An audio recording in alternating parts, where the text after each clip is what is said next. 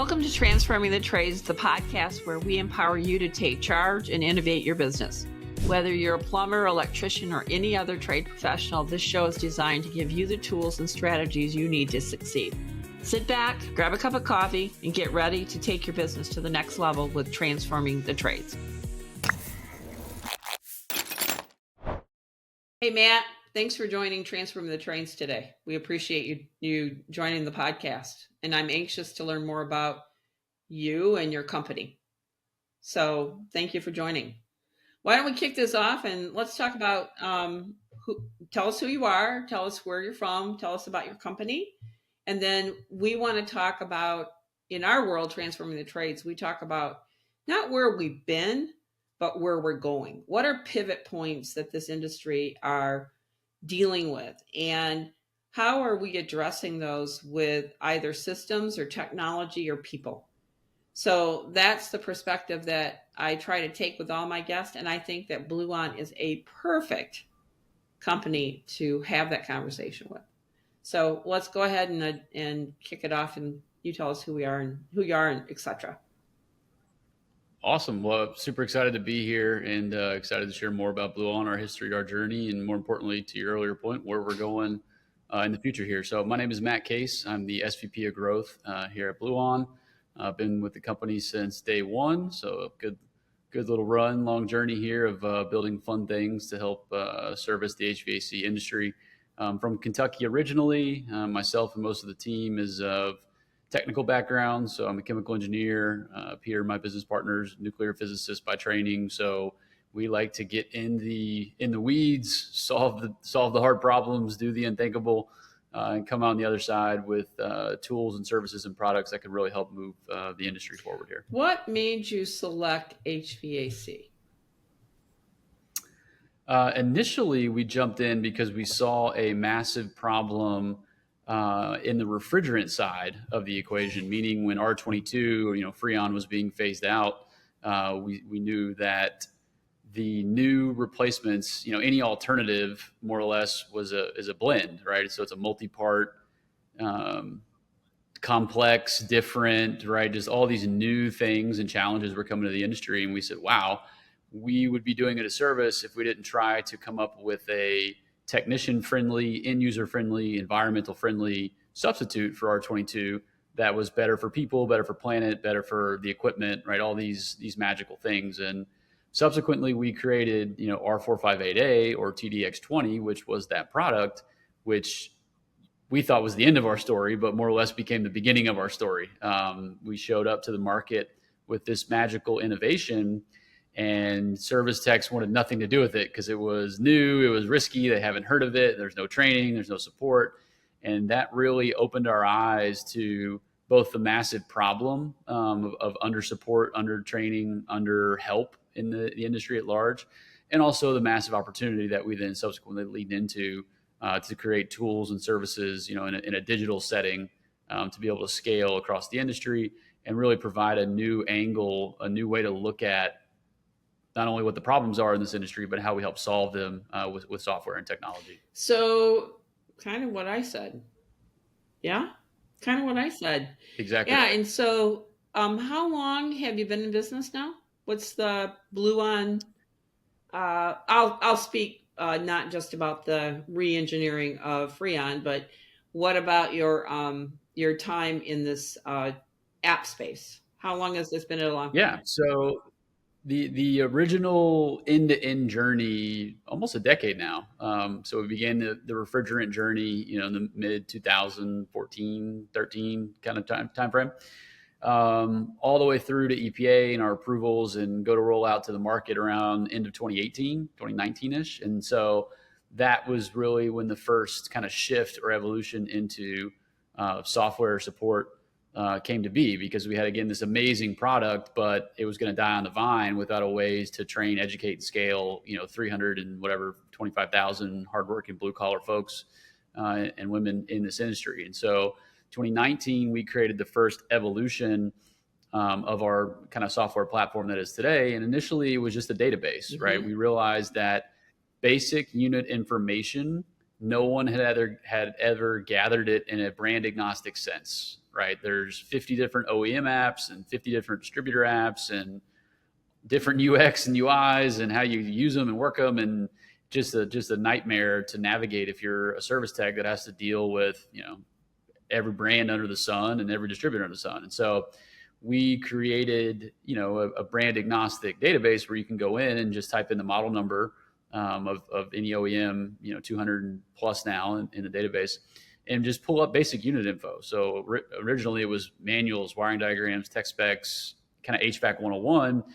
And the thirst for that basic knowledge really took off. 5,000 techs, 10, 30, 40, 50, 60, 75,000 techs in a vast period of time. Downloaded the app, took a course, got approved to utilize the app itself, which is like an hour process at the time, which techs don't do that for anything. So that tells you the value of it. Yeah. And they did it on their own, right? Which is super unique. It's the mobile app initially was self-adopted. So it wasn't forced. It wasn't, you have to do this. It was purely word of mouth, or, our marketing efforts to educate techs what the tool is, how it exists, how it works.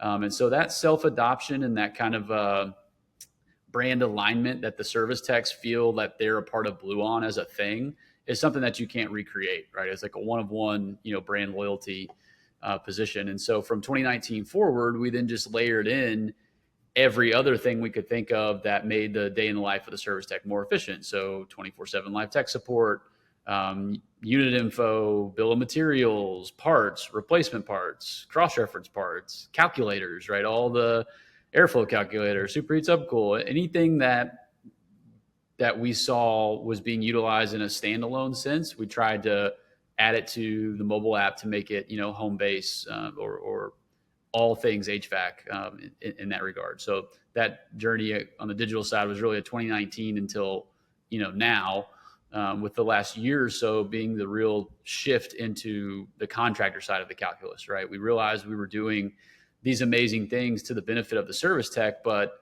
two big things stuck out to us after getting, introduced to some of the, I would say, smarter business folks in the industry, is that when you benefit the service tech, it's an amazing thing for them personally. Business-wise, the nuts and bolts of that roll up to the P&L of the owner-operator, right? If a service tech has more billable hours, can get more jobs done, is more profitable, et cetera, that's straight to the bottom line, straight to the, the net income, straight to the multiple, right? That whole calculus. And so we realized that we needed to create more or less a contractor, not version, but a contractor purview into what we've built. And so Bluon for Business was an evolution of that over the past year, where we had all the techs doing all this behavior change, becoming more efficient, utilizing our app, et cetera. But then to create a dashboard to show that, right? Okay, these 5 techs used it this many times, which saved X amount of hours, right? It's really became a game of quantification, because, we realized that this is something that you and I had talked about before too, that opportunity cost is not really quantified very well within our space, right? It's kind of like just assumed that you waste time looking for manuals, tech support is inefficient, and you waste time dealing with distributors. But how much time do you waste, and how much time do you need to waste, right? And so we really kind of created the first way to set a baseline, for opportunity cost, and then measure against that with this dashboard. So we have a neat little dashboard that owner operator can see on a tech by tech level how many instances of use they're using to look up parts, look up materials, ask our AI questions on tech support, which is something we can get into in a separate vein here in a minute. But really that shift was over the past year. So now going forward, we have our Bluon for Business tool that really helps for the first time quantify service tech efficiency in and around, inside the job itself, right? Everything else has been pretty quantified and navigated with FSMs and dispatch software and marketing software and, everything around the day in the life of the service tech, but he's still left high and dry when he shows up at the job. And so our focus was really that inner job inefficiency, and how do we bring efficiency to that, cost effectively with software. So, as you know, contractor in charge, my company, we do accounting and controller level services. And one of the key things that we help business owners understand are where are they bleeding? By the numbers. We can look at cost of goods sold, direct labor, and quantify. You could say that my benchmark for my markup is right, but can you really optimize efficiency of the technician's billable hour? They don't know how to quantify that. So what I'm hearing you say is that now, not only did you reinvent and re-engineer Freon, you might be setting the benchmark for tech efficiency by using this tool.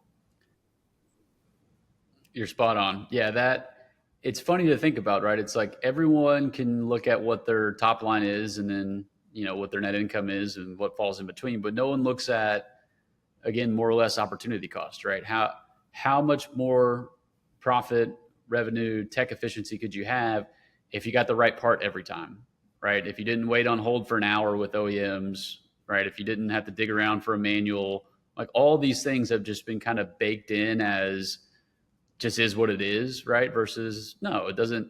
In 2024, with access to information, globally at your fingertips, there's things that don't need to be that way, particularly when most of it's just information, right? It's complex information, and we took an inordinate amount of time to build a one-on-one database and structure it and do all these things. But that being said, once it's done, it's like you should never, if you have this tool, you should never waste time looking for manuals again or wiring info or tech specs, or all of it is, 3 clicks away, 5 seconds, in the mobile app. And so really getting contractors to think about the time that is wasted, from a service tech's day, and the fact that, there are lots of activities that you have a high skilled labor person doing that are not very high skilled labor tasks, right? And so what are those things in order of operation, and how do we solve them in a way that benefits, the owner operator, but also the tech, makes his life better, less frustrations, all that just leads to better customer interaction, more time selling, right? There's just a whole litany of ancillary benefits that come along with them not having to do things that, are a pain in the butt and just, waste everybody's time. Well, and one of my favorite things I say is that we price for inflation, not efficiency. It is the legacy of this industry. And, there's an elevation point or an inflection point for operators to think about, one, efficiency, but how does that change my competitive position? Just to say it out loud. And two, I think the fact that you can nurture and onboard, cuddle, if you will, these technicians for a longer time means you're going to have a longer relationship with those employees, because you're giving them the tools to be successful, which is a big part of the equation, right? So, all right, so you guys did HVAC. What's the next? What are you doing next? So we've got pretty well, at least from our, current estimate, the best, most cost-effective tool to make the service tech's life faster, better, and more efficient.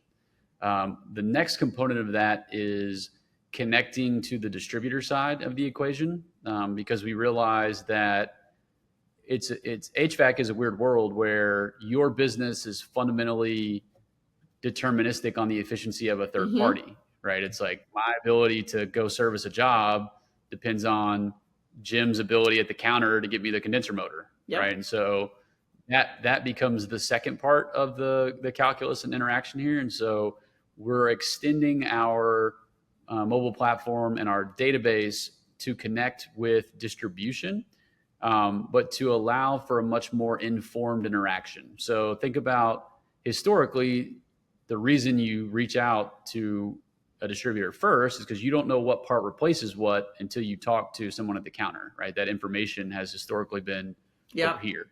And so with our database and mobile app, we took all the cross-reference data, which is the hang up, right? That's why you got to call the guy to ask, hey, I'm looking at X.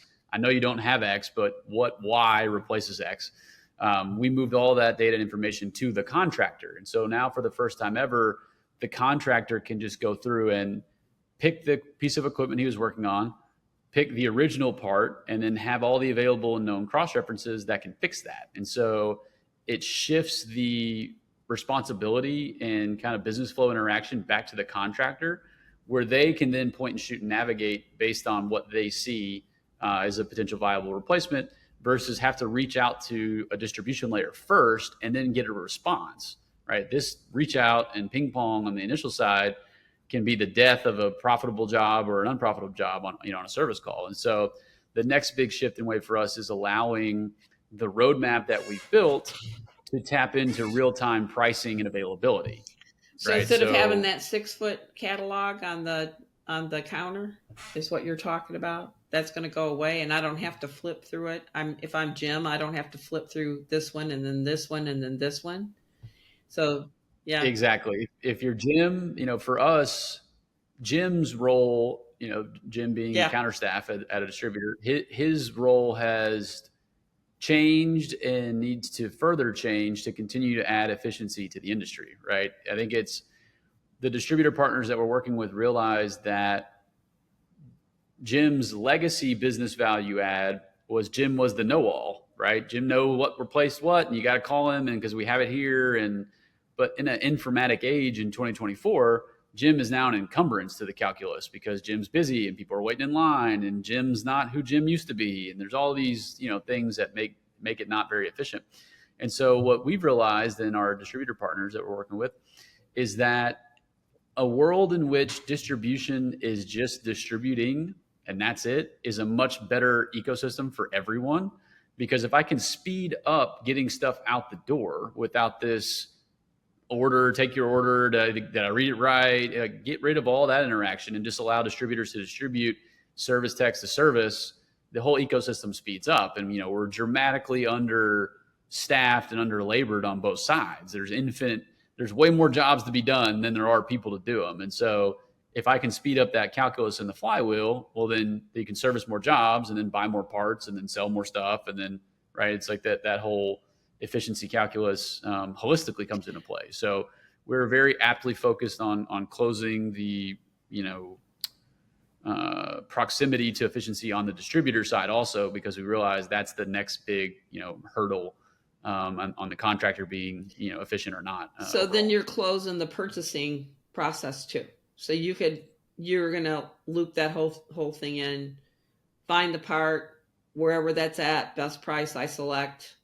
Now I'm going to just issue my purchase order and I'll have real-time pricing. And now I know where I stand on delivery of the part. I know my cost, et cetera, et cetera, et cetera.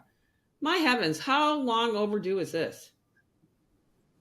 I think you said it best in our first conversation, right? You were in the industry for a while and left for 25 plus years and nothing changed. And you came back and not much was different, right? So I think we're long due to solve these problems. But I think it took a group and a team of non-HVAC people to really see the big playing field here. And luckily enough, we were ignorant not to know how big the challenge was. And so we just jumped into it and then got halfway into it. And we're like, holy crap, well, we got to finish this. We got to finish it, right? We're already, half the Great Wall of China is built. You can't stop at that point. And with that, it's unwinding this labyrinth of inefficiency and problem. But it all starts with, really having this roadmap, right? And connecting the sides between how the technician operates and how distribution needs to interact with that, right? Technicians follow a very model part, what replaces it. And historically, distribution has been, here's all my stuff, right? So there's no, mapping of the things. And so with our database and our roadmap, those two things can be coherent and sync. And to your point, it will solve a lot of the big problems too with inventory and procurement, because if I have access to real-time pricing and availability, then I live in a dynamic world, right? Versus, currently it's all very static. It's like, what did I buy that motor for a month ago? Well, if I can't check the price of what it is now, well, then I don't have replacement costs, and now I'm missing margin one way or the other. And so to be able to have a live, living, relationship-based interaction between contractor and distributor is going to be a super new, efficient, positive world for both sides. And then, in particular too, when you talk about AI, right, which we can jump into in here in a second. There's a whole other layer of efficiency to be had there. But yeah, I think we're long due. Sorry. We're here. It's happening. And we're excited to deliver these products and solutions to the market. So let's go there. Let's talk about AI. Okay. Tell me, what does it mean for this? So AI for us initially, when we were providing live tech support through the mobile app, which we saw was an inordinate need in the market, no one had done a good job at third-party tech support. So we built a whole platform, employed 30 plus best-in-class service techs, and have fielded almost 150,000 live tech support calls in our tech support history. So, and we were tech support for the industry, basically. Like, you'd have OEMs offboarding their tech support calls to us and all these magical things. But it's so hard to scale because the service manager equivalent guy that we employ, all the knowledge is in his brain, right? It's not like he's reading off a script, or it's purely experiential based that he's explaining. And so we were very fortunate that we had recorded all of the transcriptions of our tech support calls. And so when OpenAI, ChatGPT, all those waves came out, they allowed you to, take your own large language model and plug into, the AI mechanism, more or less. And so we pilfered through all of our tech support calls and took any call that had an end-to-end solution on the same transcription and made that our source material. And so now we have an AI that does almost a little over 1,000 questions a day right now, and growing. So we've done more questions on our AI in about 5 months than we've done in live tech support calls in 5 years, which is just a wild kind of thing. But it's the first of its kind AI that's pulling from actual Q&A from real live service tech, tech support interactions. And so it's a living, breathing, we tweak it, we update it, we, go through the questions, make the answers better, right? All this stuff. But the learning, it's a language model learning. Mm-hmm. Mm-hmm. Yeah, it's a living, breathing apparatus, but it has radically altered tech support because it's a proactive tool where they don't feel judged and they can quickly ask the question. And so we see the timing and the response and the things that guys will interact with the AI. It just kicks the butt off of calling someone you don't know and feeling judged, and all those pressures and all those dynamics, go away. And so what we've been able to do is continue to tweak and iterate and educate, but it is scary damn good how good the AI is, because again, the source material is 100 and some thousand questions. It's like not too many more questions that could have been asked that have been put into the AI here. But what's important is it creates that friendly, real-time, proactive, ask the question versus beat yourself up for 10 minutes and then feel defeated and call kind of thing. And on the back end of that, we've created a way for owner, operator, or service manager to see the context of the questions, but keep the anonymity of the asker. And so what that allows is a super unique balance of they'll ask to learn and educate and check, but then owner operator can see, hey, my guys are asking about what's the green wire, or how do I check refrigerant this, or so it's like the perfect balance between insight into where learnings and trainings and things may be, but without Joe feeling like you snitched on him for asking what the green wire was. Because as soon as you have that direct, like, oh, this is what Joe said, right? They shut down to that. And so to be able to create a balance between those things has been profound. And then just to watch it take off, right? I mean, the volume of questions and the timing and the input, and we'll see guys 2 a.m, they're like replaying their day just to make sure and confirm and train. And a huge recent epiphany throughout this was the realization that there's so many times, places, instances where a service tech has to write a bunch of stuff down and they hate doing it, or they got to communicate to the customer and they hate doing it. And so with the AI, I can literally say, hey, tell Ms. Jones that I checked out our unit and we need to replace a condenser motor.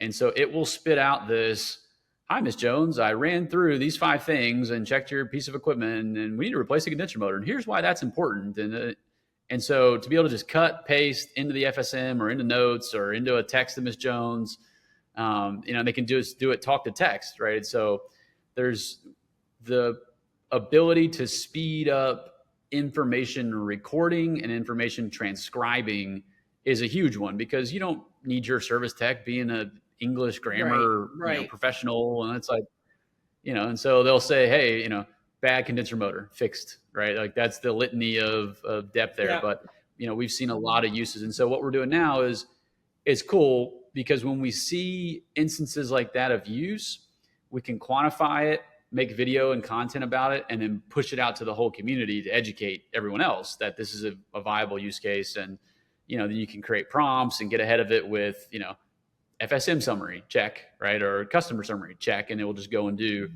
all the things. So I think, the AI layer for us, now that we have the database and the information and the map of, parts that replace parts and all that kind of stuff, layering the AI backwards into our ecosystem of what it can do is going to be profound. I mean, I see a world not too distant from now where you're, hey, order me a new condenser motor for this Goodman GSX, blah, blah, blah. And it just runs through and it's got your account and it checks pricing, checks availability. And okay, here, confirm this one. Okay, great. Boom, on the way.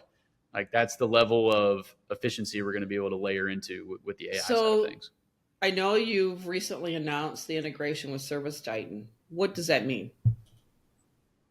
So on the ServiceTitan front, we look at that as the biggest opportunity to connect, call it the existing enterprise level universe, to our tools, right? So ServiceTitan's probably 90+% of 10-man shops and up, right, on the residential side.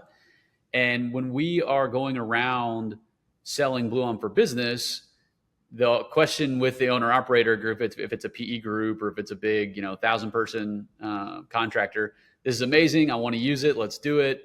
When and how and why, where are you integrating with ServiceTitan, right? That's their next question. Well, my question is, why should you integrate to ServiceTitan?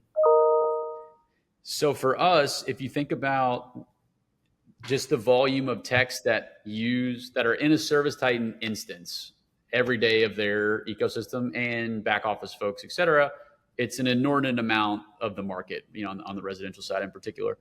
But there's all of these places where ServiceTitan doesn't have dynamic information. And so like when you're in the ServiceTitan mobile app and you go to build, a new job or add a piece of equipment, you're typing in 16-digit model number and I hope I got the right number, and now I got to put in the specs and the refrigerant type. And so imagine just in that base example, if our API is connected to the ServiceTitan mobile app, there's no type in, it's the same way you use the Bluon mobile app now. It's OEM or 1 or 2, 3 digits, or coming soon with OCR scanner, scan the nameplate, boom, all the information. That was the answer I was looking for, because the marketing reason I get, I know why you did it, but I want to know what's the benefit to the technician and to the operator. Because if it's just me, I got to push a button and get to Bluon, I don't know if I care.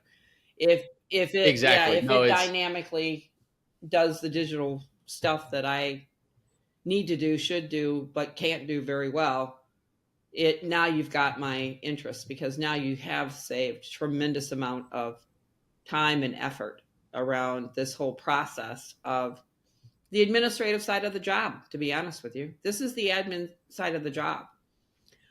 How do you feel, or do you feel, in the world of what you've described?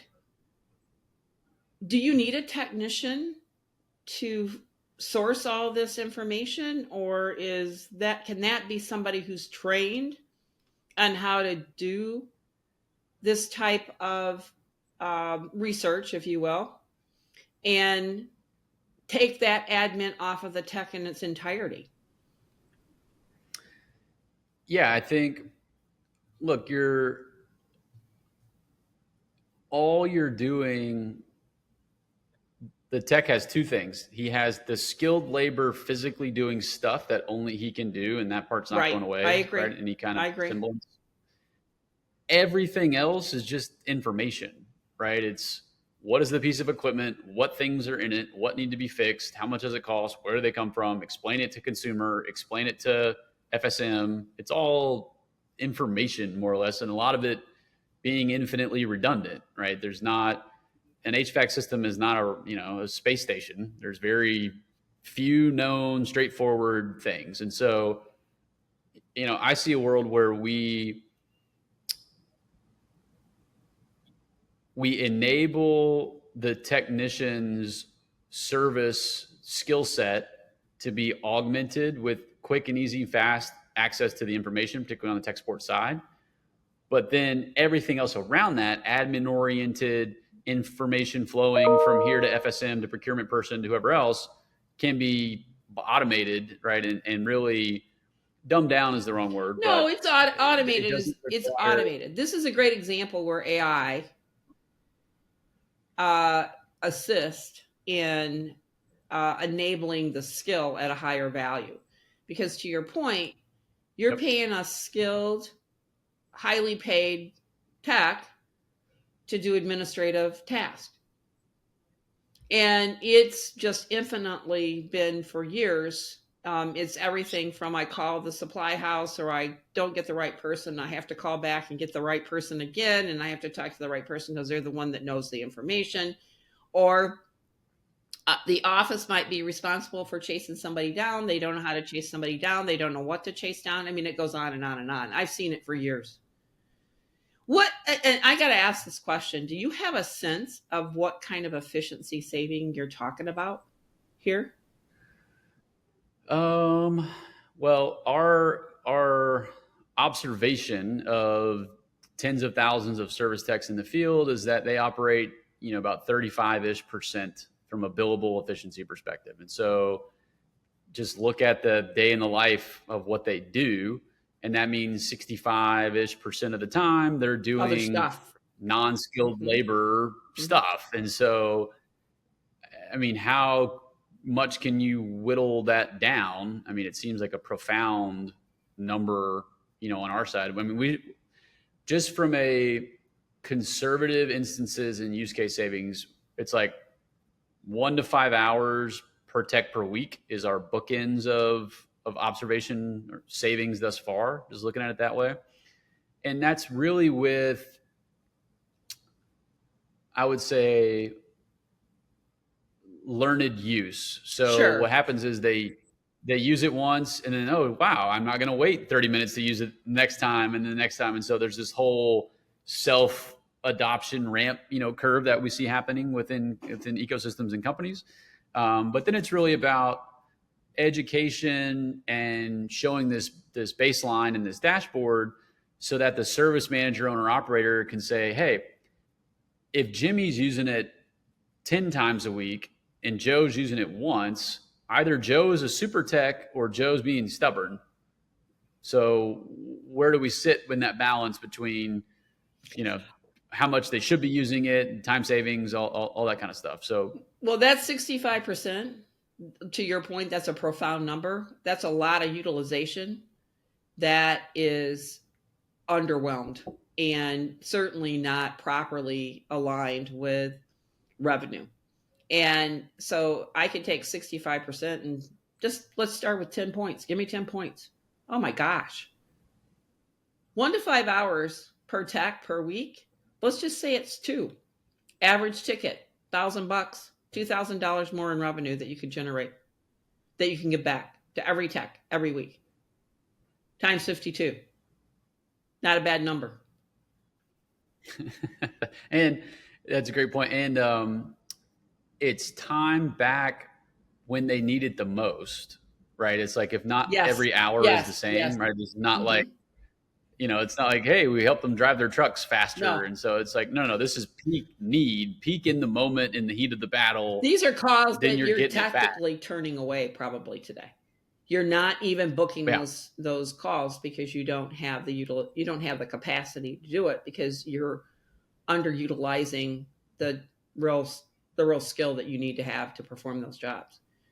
And you nailed Agreed. it. It's a competitive advantage. It's all we've those kinds of seen things. we've seen too. There's the the inner job efficiency, meaning if you book 2 hours for a Mm-hmm. call and half an hour of that is spent Mm-hmm. wasted for looking for info, tech support, blah, blah, and we give that half hour back, now that's half hour more that you're upselling Miss Jones on whatever it may be. And so there's a whole inner job efficiency, metric that, again, I think is super under quantified and no one's really looking at I it. don't know that There's we know a how lot of to. it's like, oh, my service calls are Yeah, 2 I don't hours. think they know how, and including myself, I don't know how to realign that because it's a legacy assumption. And so I Yep. believe that one of the things that you're doing is that you are setting the benchmarks. That's what you're doing. And you can actually look at the data and say, here's the utilization or inner job utilization, whatever you want, efficiency. And you can now Mm-hmm. quantify the change by taking those non-revenue associated or non-skilled task off of the individuals. We always call it putting the right seat in the right, putting the right person in the right seat, right? So that's not their seat. Their seat should not be to do the administrative part of this. They should be Yep. absolutely enabled and skilled to do what they know how to do best. It's the old you do what I do best, or you do what you do best and we'll do what we do best, right? It's that kind of a real true analogy. Look, Matt, I could talk to you about this all day long because I think it's fascinating, and I think these are this example of the service that you provide from Bluon is the pivot points that we're going to have to look at and analyze. And by the way, I'm just going to say this, and I'm completely ignorant to the solution. I've not ever tried to use it. It's got to be far more adaptable than me having to deal with Joe at the warehouse type thing, or using my phone to find wire diagrams or whatever to look at something, and me not, my 2020 vision shot and I can't see it. My fingers are too big to do all this. It's just got to be an amazing experience for a technician. I can't imagine that they're just not sending you roses every day. So They, congratulations. Congratulations. thank you. They are, and it's we never get tired of hearing the feedback and the case studies and the testimonials, because it is, you know it's blue collar, Mm-hmm. hardworking, gritty, grimy, stressful stuff. And anytime you can provide a solution and a efficiency thing to that and just make someone's life better, right? There's that whole personal component to it, which is profound. And we laugh because most software goes out the door through Silicon Valley UX UI Yeah. Yeah. Yeah. programmer Yeah. and Yeah. coder, and ours goes out the door through Mike and Brian, right? Our 60-plus-year-old guys have been there, seen it, done it. It's like, if it doesn't work for them, then I don't care about how pretty it looks and whatnot. So we've made it very intuitive and very easy to utilize, which obviously we can tell by the self-adoptive nature of it, right? That part kind of speaks for itself. But yeah, it's never get tired of hearing the good feedback from guys feeling taken care of. It. And to your point, one on the service things, it's like you need Bluon the most when things aren't Mm-hmm. perfect, Mm-hmm. right? It's like, if you have a great service call and you don't need to find a manual and you know exactly what to fix and you don't need tech support and whatever, we're not there for that, because that's your ideal case service call. It's anytime that what should be 2 hours becomes 4 hours. That's when we provide high and instantaneous use. That's what you're solving for, right? As the fringe or the wayward cases, which are more often than not, right, from a serviceability, kind of interaction. Well, I would love for you to come back and give us an update on where you're going on these are topics or areas that you're fulfilling. I Mm-hmm. must believe that you're looking at plumbing and electrical and other trades as well. I want to know about that. So let's do this. Tell everybody how to get a hold of you or their appropriate contact for Bluon. And I want to help spread the word. I think this is amazing. This is great stuff. Awesome. I appreciate that. Yeah. You go to bluon.com. So we have a contractor tab and a portal there where you can see case studies and data and information, everything about the Bluon for Business ecosystem there. There's a self checkout flow. You can sign up and get onboarded. One part we didn't mention is that to get up and running on Bluon for Business, it's a 30-minute activity. Oh, man. I need technician name. Yeah. I need technician name and phone number. That's it, right? There's no crazy integrations. There's no wild onboarding and 6 months of this and that. We get guys up and going in a day, and they can get to utilizing the product and service and save time, energy, effort. So you're eating your own dog food, as they say, right? Right? Yep. So it has to work, and it has to work, as we say. And so that's something that we pride ourselves on. But just on the website, on the contractor tab and portal, there's a sign up form or book a meeting, book a demo if you're a larger team and want to see some of that. But it's pretty damn self-intuitive and pretty straightforward as far as getting up and going here with us on the platform. This is exciting. Thank you for your time today. I really appreciate it.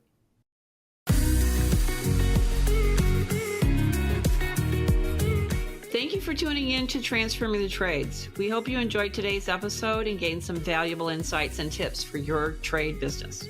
If you found this podcast helpful, be sure to subscribe and leave us a review on your favorite podcast platform. And don't forget to check out our website where you can find additional resources and information to help you grow your business.